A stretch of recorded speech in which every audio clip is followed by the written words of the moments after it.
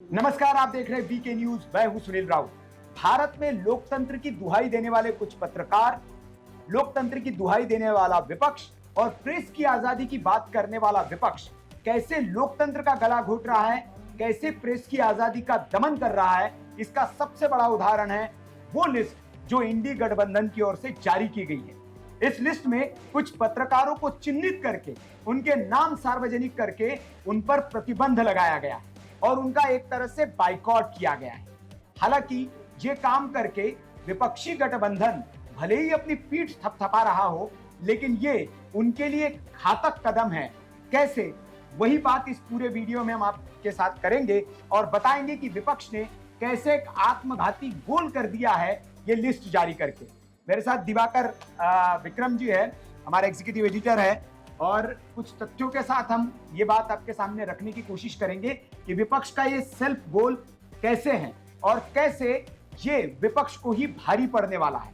दरअसल ये समझिए कि जो विपक्ष कल तक मोदी सरकार पर यह आरोप लगाता था कि ये पत्रकारों की जुबान पर अंकुश लगाते हैं, पत्रकारों को बोलने से रोकते हैं, वो उन्होंने खुद एक लिस्ट जारी करके ऐसे पत्रकारों की जुबान बंद करने की कोशिश की है, बाइकआउट करके।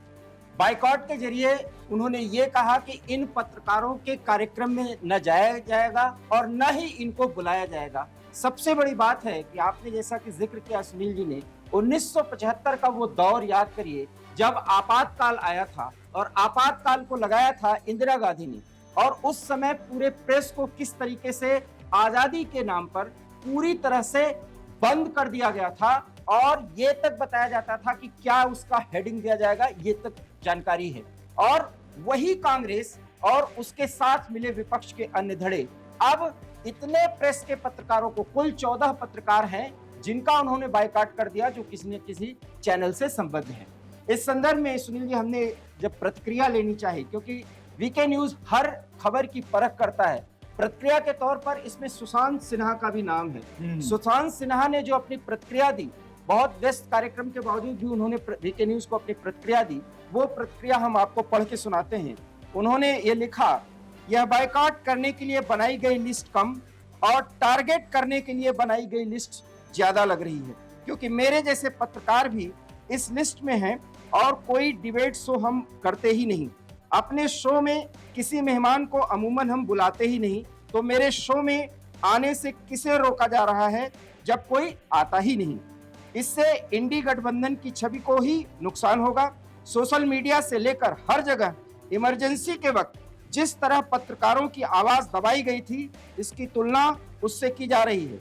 इंडी गठबंधन की कुछ पार्टियों के समर्थक खुलेआम इस लिस्ट के पत्रकारों को जेल जाने और इलाज के लिए तैयार रहने की धमकियां दे रहे हैं। क्या अब इस देश में पत्रकारों को इस तरह से खुलेआम धमकियां मिलेंगी? ये पीड़ा भी है।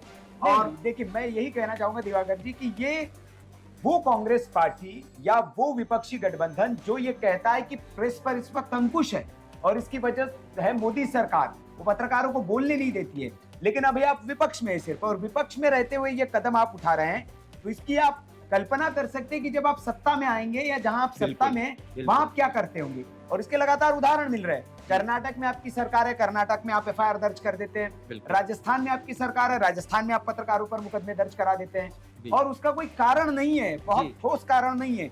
छत्तीसगढ़ में जी न्यूज के एक पत्रकार पर किस तरह से आपने अटैक किया, छत्तीसगढ़ पुलिस किस तरह से उन्हें गिरफ्तार करने आई।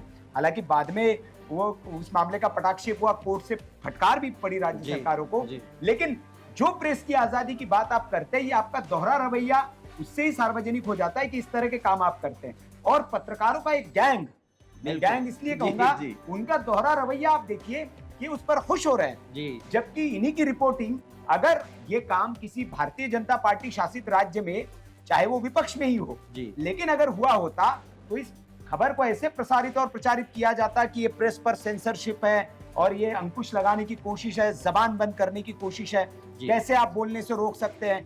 लेकिन वही पत्रकार इसका समर्थन कर रहे हैं।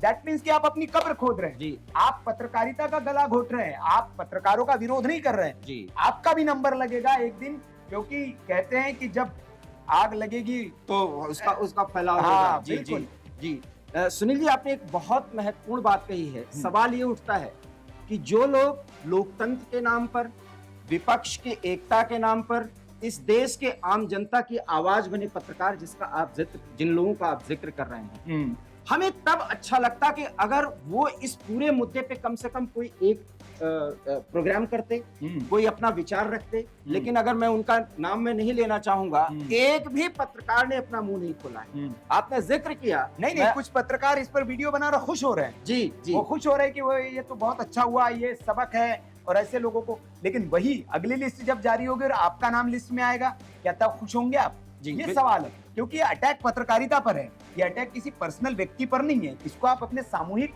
आप मीडिया संस्थान पर अटैक लेकर अगर समझेंगे आप, तो इसकी घोर निंदा होनी चाहिए, चाहे कोई भी दल हो, चाहे सत्ता पक्ष ये करे, विपक्ष ये करे। आप पत्रकारों को बायकॉट कैसे कर सकते हैं? हाँ, निजी तौर पर आप उनके कार्यक्रमों में जाने से मना कर सकते हैं, आपकी अपनी आजादी है, आपके पास स्वतंत्रता है कि नहीं हम आपके कार्यक्रम में नहीं आएंगे। लेकिन सार्वजनिक तौर पर चिट्ठी, लेकिन आपकी चिट्ठी का मखौल जो है आपकी भी पार्टियों के लोग उड़ा रहे हैं। एक एंकर का उसमें नाम है एक बड़े संस्थान की, और वो एक शो करती है। उस शो में जिस दिन ये लिस्ट जारी हुई, उस शो में, उनके शो में समाजवादी पार्टी का प्रवक्ता वहां हाजिर हुआ।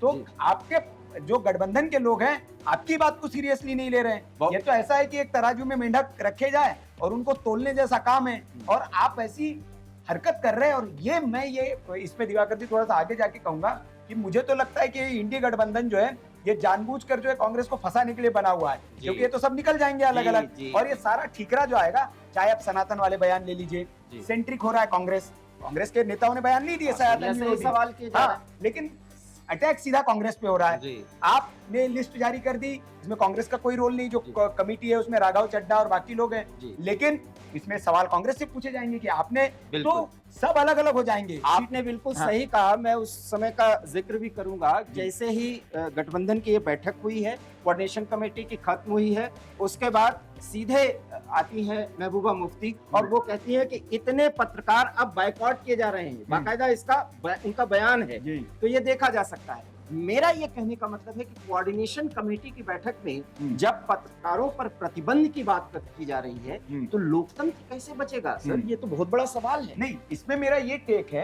कि मीडिया जो है वो आपको मंच देता है। एक तरफ तो आप शिकायत करते हैं कि नहीं, हमें जगह नहीं दी जा रही है, हमें दिखाया नहीं जा रहा है, तो या तो वो बात सच है, या फिर दूसरी बात ये सच है कि आपको इतना दिखाया जा रहा है कि आपको बाइकआउट करने की जरूरत पड़ रही है।